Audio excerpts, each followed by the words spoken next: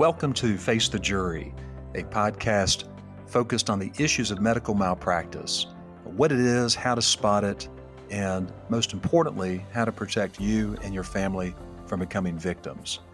I am your host, Lloyd Bell, and thank you for joining us today. Today we are talking about a very interesting topic, the issue of medical malpractice claims in the military.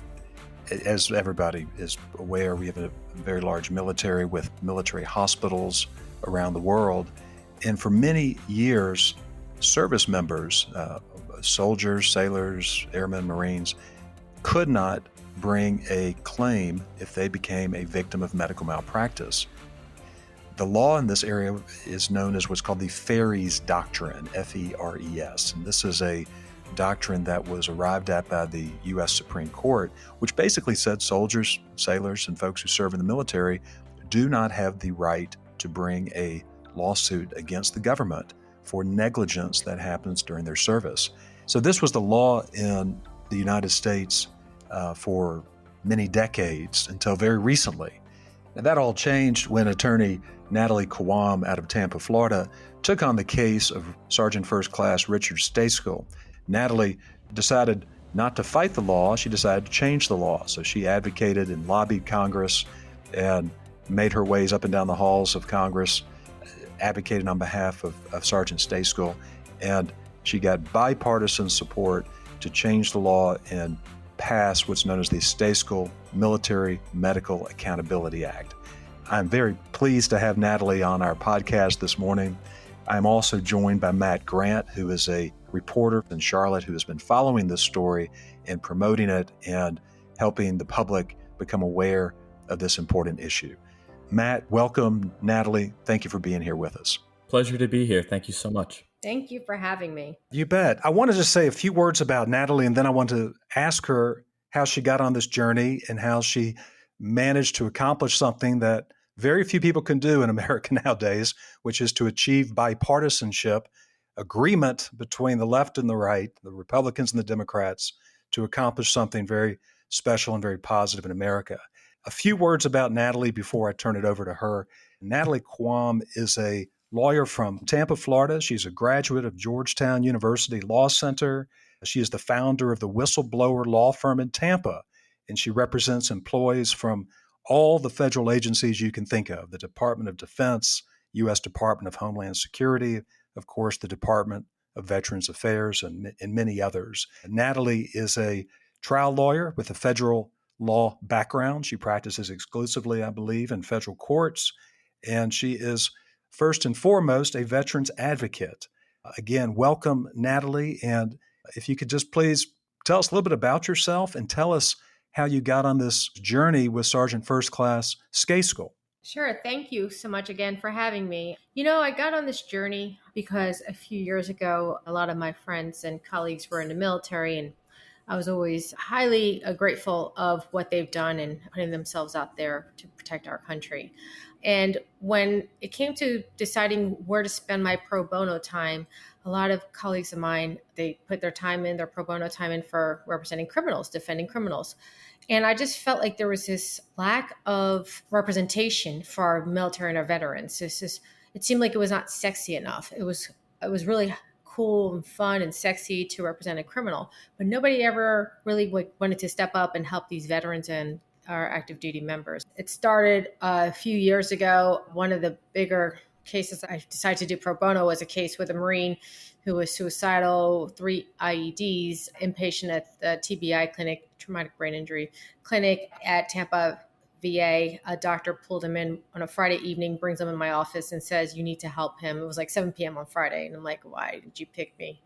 And he said, "Natalie, you're the only person that can help this kid. You need to take this case." So of course I said, sure, didn't know what I was in for. I contacted the Secretary of Defense office, front office, started going through this issue with him. And they're like, "Oh, no one ever won this kind of case. You don't want to do this case. You'll be doing this for years." It was one of those cases where the veteran, or at the time, the Marine, went through the medical board and he was 100% disabled under the VA, but the DOD only gave him a 10% disability and then took it away. And then they said that he had to stay as active duty. He was not going to be allowed to discharge or retire long story short, if you look at his medication, you don't want to give this guy a gun. And this is during a Sandy Hook matter that was going on. And I thought he's a sergeant gunnery's guy or gunnery sergeant. And so I thought they want him to stay active duty when he's this messed up. Like, are they crazy? So I took it personally because I thought, God, we see what's happening. If somebody says enough is enough, if somebody's just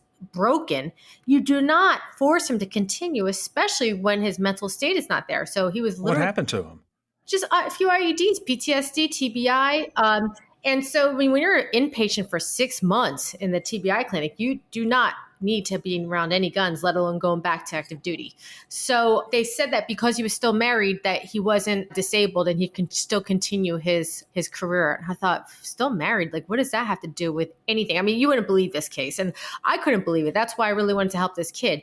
Here he was using his kid's chalk in the garage, trying to kill himself, saying, I'm sorry, I failed you guys. I mean, it was terrible. So I took it upon myself. I called everybody and everything, basically threatened the life out of everyone, saying, if this guy kills himself, the blood's on your hands for letting him go through this. And he served like 17 and a half years. So long story short, the case took a very long time and everyone told me I was going to lose. Everyone told me there's no one's ever won one of these cases, and we won. I mean, we won. And it was a long appeal. It was a long thing happening, but I was really, I get close to my clients. I was really committed to this, and I wanted to make sure that he was okay, and everything happened. Everything worked out for him. And then when Richard Stasel's matter happened, I think his mom had read this case, and this was the one I'm referring to is Gunnery Sergeant Peter Nolan. Richard's mom had read, Kitty Stasel had read, I guess, about this case in the paper. And she said, I think someone else also recommended me instead, she takes these impossible cases. It's not like I want an impossible case. You don't want that reputation as a trial lawyer that you take the impossible case. Right. It's weird because every time someone calls me with an easy case, I'm like, why are you calling me? I don't do easy cases. Well, Natalie, let me make one quick point because you talked about how you had helped one service member and it was pro bono. It was clearly you became very passionate, very close, and believed very deeply in the family. And that passion ended up with a positive result. So now that result gets publicized. And now, courtesy of the internet and podcasting and the world we live in, somebody hears about that successful outcome. It sounds like that's the connection. They heard about you being successful in, quote, the impossible case, and reached out to you to help in another impossible case, a really impossible case at the time. And that was Richard Stasel's. So tell us how you decided to take on a second impossible case. I get an email, and I get an email from his mom. It's like 2 a.m. I wake up every 2 hours to read my emails and stuff because I get so many of them, and I really am close to my cases. And so I read this email saying my son is dying, nobody will help. This whole email, and it was just tragic. And I immediately contacted one of the employees in my firm and said, set up a call in the morning for this matter. I talked to the mom and I was just dumbfounded. And I first said, well, wait, my brother-in-law is a cancer surgeon. So I thought to myself, well, wait a second. They saw it. They didn't tell him. And they saw what? Tell us what you mean. They saw the tumor in his lung. It's January 2017. He goes in for his annual routine checkup, and he has to be cleared for diving school because he's special forces. And they do the CT scan, and they said everything's good. Not only did they say everything's good, they clear him for diving school. What happened to be there was a mass in his lung on his right nobule of his and CT scan. You could see it. I mean, it's kind of obvious actually, but they didn't tell him that, and they didn't give him a scan result. They just said you're good, you're cleared, and they cleared him for diving school. A few months later, he's coughing up blood. He said, "Natalie, I was coughing up like a vase a day of blood. Something's wrong. I feel like I'm drowning when I'm sleeping." And he says, "I feel like I'm being waterboarded." Well, he is, because the blood is going through his mouth and his lungs. And they missed the diagnosis, so he doesn't know he's got cancer. Correct. And then time goes by, and the cancer eats him up. Sure. And so at that second time, when he goes in, they did another CT scan, and they told him he's fine. He has walking pneumonia. Now, by the way, if you look at the scans, the first time he was diagnosed, there was that mass. It could have been removed. It never attached. The second time he goes into the CT scan, when they told him he has walking pneumonia, it's now attaching. And so they tell him he's fine. He's good. You got walking pneumonia. Several months later, everything goes downhill. He's passing out and he goes to Duke Hospital and he lights up like a Christmas tree. And they're like, you have stage 4 cancer or something. Ugh. So I get this phone call and I'm like, well, why are you calling me? Because I'm a healthcare lawyer by trade. This is a slam dunk malpractice case. Well, they said nobody will take this case. I go, what do you mean no one's going to take this case? So I contacted some of my colleagues that are malpractice lawyers, and one of them in town, I never met this guy, but I sent him an email and I just told him the background. He goes, oh yeah, too bad. This poor guy, he has no options. He's barred by the Ferris Doctrine. I'm like, oh, I remember that word, Ferris Doctrine. I didn't remember. And so I go, no way, this can't be it. So I'm looking up Ferris and I'm like, no, that's during wartime. And then I start looking at all the history, the text in Supreme Court cases. And I interned at the Supreme Court. So I was like, this is crazy. People are misinterpreting this law. Well, let me jump in on something real quick, because we have a lot of listeners who are not lawyers necessarily. And so I want to break it down just a little bit, because what you're talking about is that you evaluated the case, and based on the facts of the case, that there was a clear case of medical malpractice. You had doctors who misinterpreted the imaging, delayed the diagnosis, and this delay was going to cause the cancer to spread and to grow and to, unfortunately, give Sergeant Stayskill a terminal diagnosis. Normally, in every state in the union, there is a option for the family in that situation for Sergeant Stayskill to prosecute a case, to file a malpractice lawsuit. But there is an exception. You cannot do that in the military because, and you use the term Ferris Doctrine. What is the Ferris Doctrine, and why did that prevent Sergeant Stayskill from pursuing a malpractice case? The Ferris Doctrine is a 1950s law, a case, actually it's 3 cases in one, but it's from 1950. And the Supreme Court had this case where a kid was in the barracks caught on fire. One of the heat lamps that was defective and caught on fire and killed the Marines. Another case was one of medical malpractice, where they left a towel or something during the surgery while he was treated during wartime on the battlefield. Look, during wartime in battle, things are going to happen that aren't anticipated. You're not going to have all the resources. Basically, when a doctor or a medic is in a battlefield and he's trying to take care of a soldier, he's not going to have all the resources. So medical malpractice could happen. So you can't sue for medical malpractice because it's wartime, it's an emergency, and this is part of just war.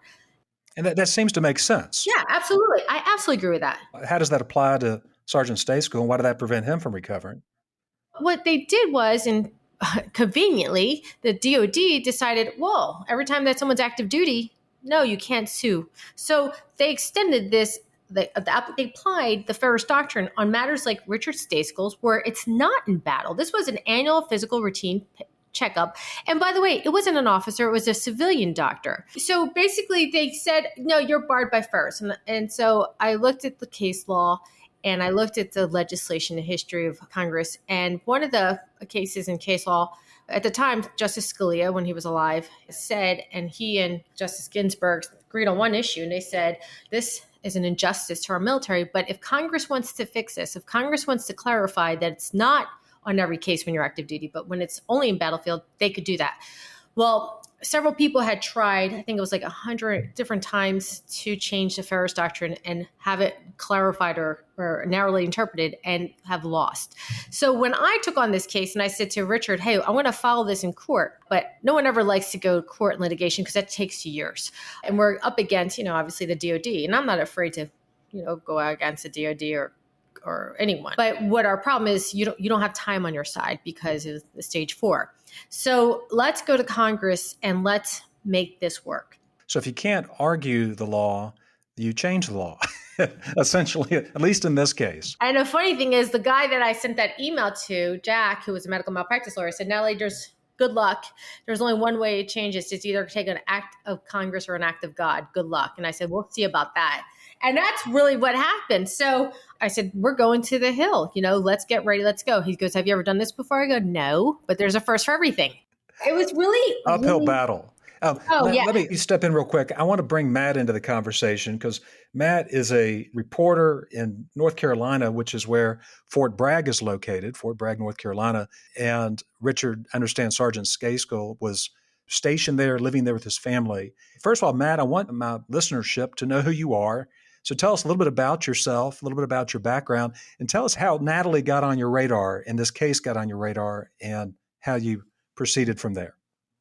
Yeah, thanks again for having me. Natalie's very passionate about this issue, and I cannot overstate how amazing. You have to give her all the credit in the world. You can't overstate what an amazing accomplishment she did and Richard did getting this law passed. It's unbelievable. I've been doing reporting. I started in about 2005 when I graduated college, and in the last 15 years, I've reported on cases that lawmakers have taken an interest in.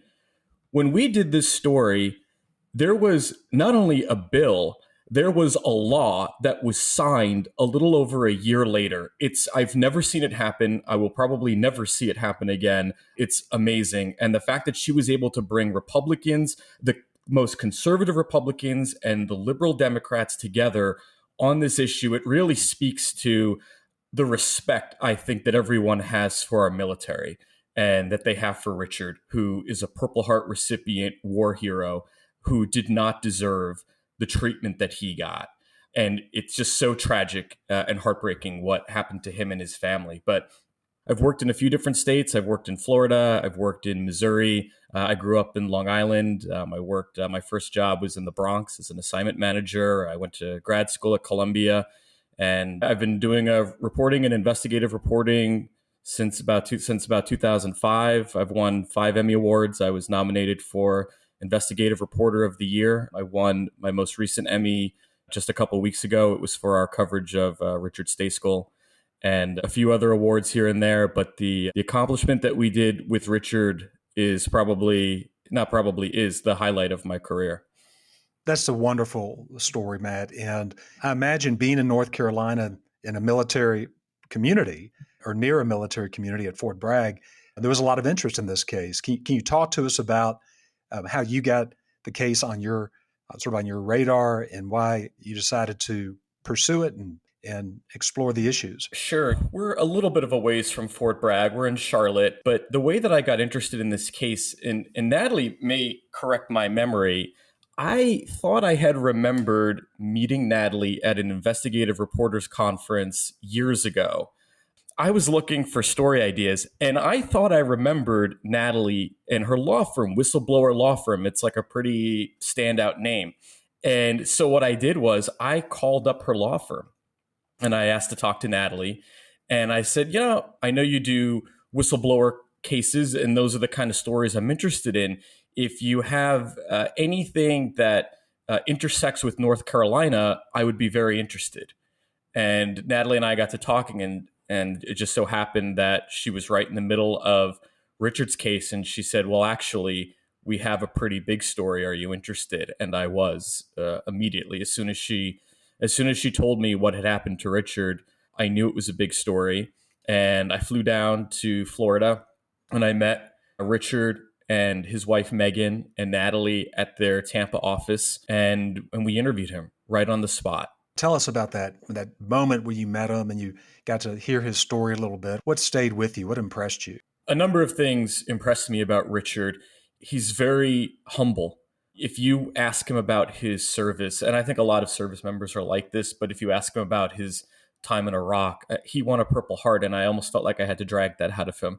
He doesn't really like talking about his service. He doesn't even really like talking about himself. For him, it was just he was doing the mission that he was assigned to do.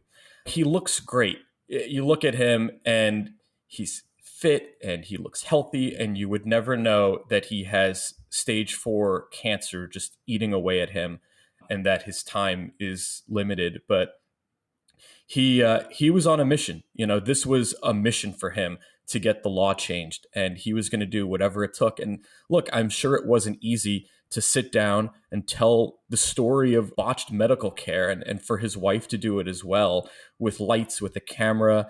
What stuck out to me from that interview and still hits me is there was this moment where he got choked up, and he said that he feels good and he feels healthy, and some days he pretends that he doesn't have cancer, and that's how he goes about his days. And just saying that, it chokes you up, because it was was a really powerful moment. And we kept that in our first story. And Richard's just an incredible guy. He's a hero, and he views what he's doing now as his mission. And I know we'll probably talk about this, but the fact that the Department of Defense has delayed implementing this law more than a year after it was signed, I know that's got to be frustrating to him and to Natalie. And I know whereas Richard should be devoting all of his time to spending with his two young daughters and with Megan, he's being dragged back into this fight to help his fellow service members. He's got a great champion in Natalie who's proven her, not just her determination, but her ability. It's one thing having the passion, it's one thing having the work ethic, but to be able to have the mental firepower, the intelligence, the social intelligence to navigate all types of personalities in Congress. I was in research for this show, I was watching videos online and at different points in the story. I watched some of your stories, Matt. I watched some of the interviews with you, Natalie, that some of the New York Times did, for example, and some others. And what struck me is watching Senator Ted Cruz presiding over the Senate for this particular vote, I believe, and announcing that there was 87 of the 100 senators in favor of this bill, crossing party lines, crossing all ideological bents to see things the way that you advocated them, Natalie, because that's certainly not how people started off. And I'd like you, if you would, Natalie, just to talk to us about the experience of going into these various senators' offices. I mean, I believe Senator John Kennedy from Louisiana, very conservative, outspoken supporter of the former president, not somebody you think would be an advocate for expanding the rights to file medical malpractice lawsuits. So give us a flavor of what that was like, Natalie, for you going into these Senate offices and telling the story of Richard and advocating for him. I'm a really big believer of know your audience. If someone's a vegetarian, don't offer him a steak, When I knew who I was going to be presenting to, I would first of all study how many constituents they had that were active duty and, mention it like, oh, I guess you don't need those 1.5 million votes that you have. Or, with Lindsey Graham, I thought I saw you telling everyone on your commercial that you support our veterans. Do you not support the veterans? And he is a veteran. He was in the Army JAG for himself. Yeah. Thank you. You know how much I had. Oh, God. Matt knows. Anyway, so I had to do my research and I had to do my brushing up on understanding what their views are and why and how to bring them on our team. So, for example, one of our biggest should have been in opposition would have been Mark Green from Tennessee, congressman. So I said, this Mark Green guy, he went to West Point. He is a doctor. He's a physician. And so what does that mean? That means all the elements that we have here that we're trying to promote are going to be exactly what he wouldn't want. Why? He's a doctor. It means he's now could be accountable, liable for malpractice because they don't get sued for malpractice.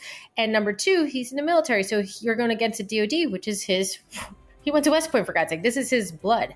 So going into that meeting was probably the only meeting I was actually a little nervous about. Everybody else, Jerry Nadler, everybody, Schumer, everybody, I loved him. It was like everybody was cake. That one I was a little nervous about because this is like me telling a doctor, hey, get ready to be sued. Nobody wants that. So if you're a good doctor, what are you worried about malpractice for? Like me, I'm a good lawyer. I'm not going to worry about malpractice. So I was able to bring them to the table and actually be an advocate for us. And that's when I knew we had it. Thank you for joining us for another edition of Face the Jury. Lots to unpack with Natalie Khawam and Matt Grant. So join us next time for part 2 of our interview as we continue our conversation on medical malpractice in the military.